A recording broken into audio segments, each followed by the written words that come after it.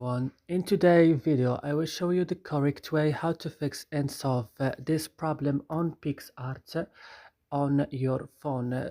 Just follow this video till the end. So let's start. Now and first you have to go directly to settings, and then on settings of your phone you have to scroll down and go to apps option. Then here you will search for Picsart.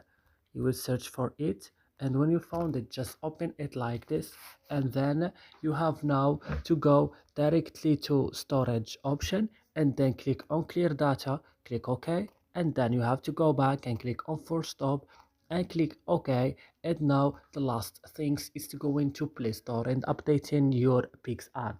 And that's it. I hope this video is helpful for you. Don't forget to like and also subscribing in our channel, and see you in another video.